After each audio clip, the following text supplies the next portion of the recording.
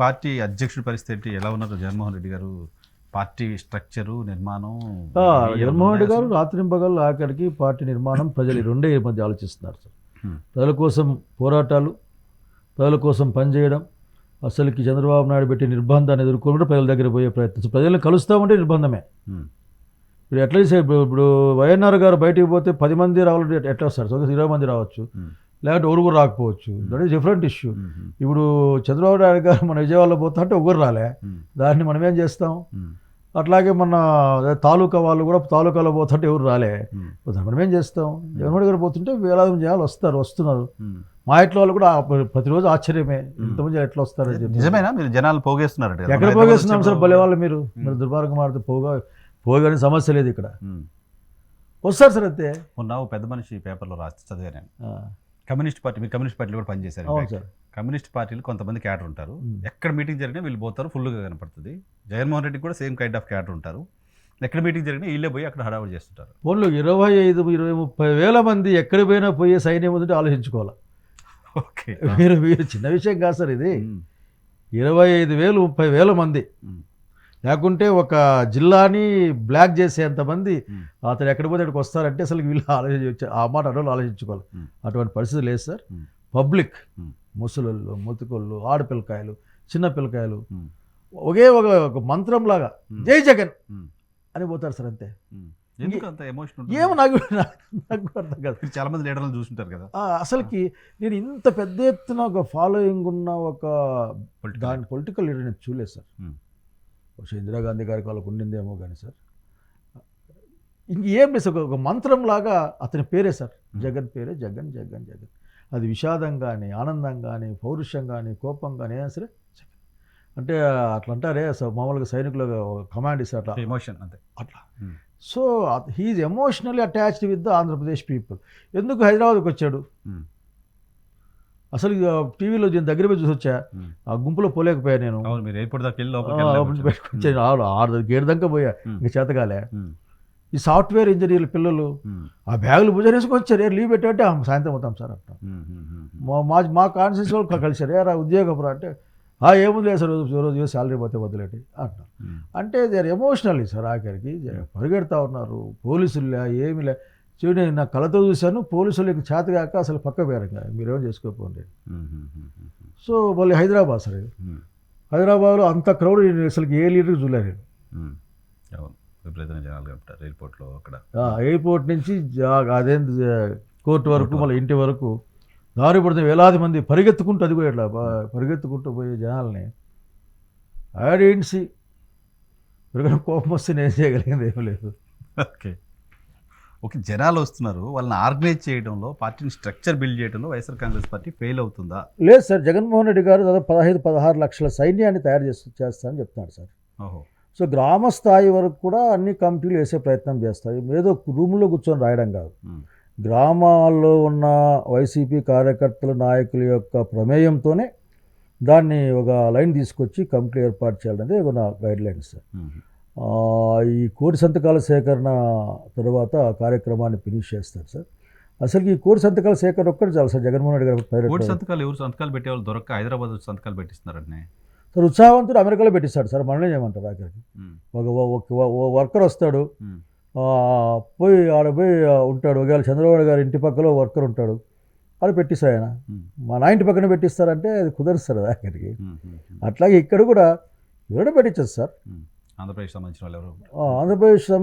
ఆంధ్రప్రదేశ్ ఏముంది, ఈ దేశం కూడా చెప్పచ్చు. బాబు గారు తప్పు చేస్తా ఉన్నావు, గవర్నమెంట్ కాలేజీలు అమ్ముకుంటా ఉన్నాను, అమ్ముకోవద్దు, మంచి బాధ్యత కాదని నేను ఈ దేశంలో ప్రజలు చెప్తున్నారా? మీరు పోనీ అమెరికా వాళ్ళు చెప్తున్నారా? కనుక సమస్య పట్ల కన్సర్న్ ఉన్నవాడు ఎవరు చెప్పినా వినాల్సింది సార్. ఇప్పుడు నా కాన్సెన్స్ ఉంది, ఈరోజు హ్యాండ్ ఓవర్ చేయాలా, నాకు ఇంకా రావాలా, కొన్ని వస్తూ ఉన్నాయి. ఇప్పటికే 90-96 వేలు వచ్చాయి మా దగ్గరికి కాన్సెన్స్లో. అది ఇంకా రావాలా, అందుకని పోస్ట్పోన్ చేయమని అడిగాను మా వాళ్ళని.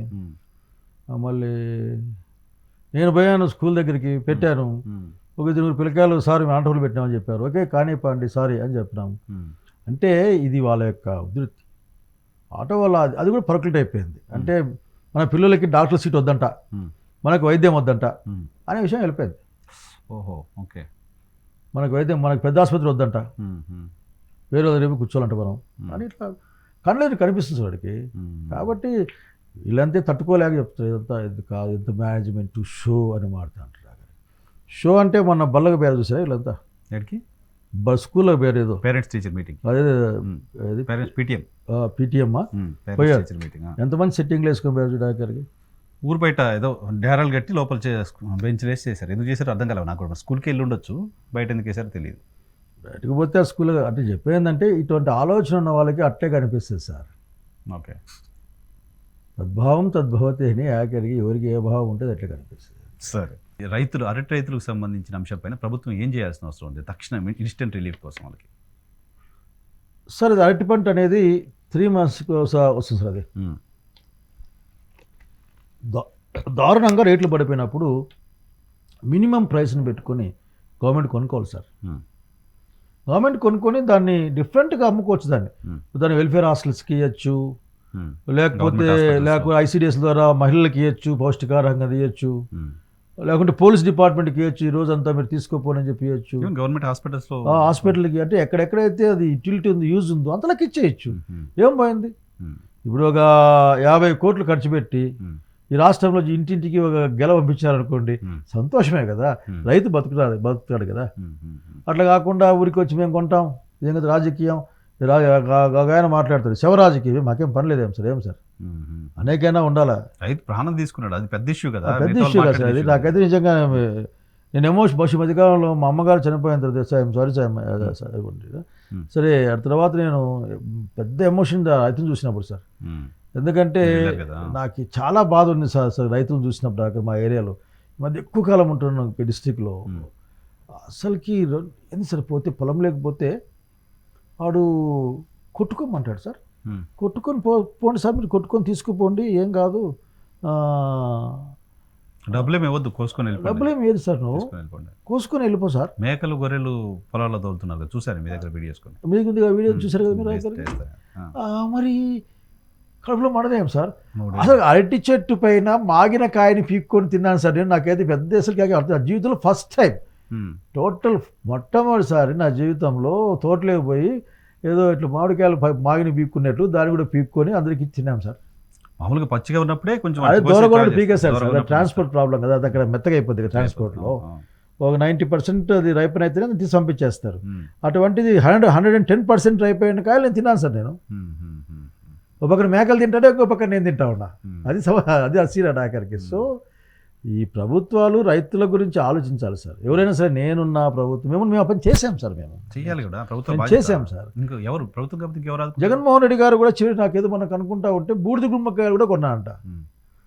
కొని ఇంకా మహిళా సంఘాలకి ఇచ్చేసాయంట, తీసుకుపోతేనో ఎట్లో సంథింగ్ దే డిస్పోజ్డ్. ఆ రైతు కాపాడబడతాడు కదా సార్ ఇమ్మీడియట్గా.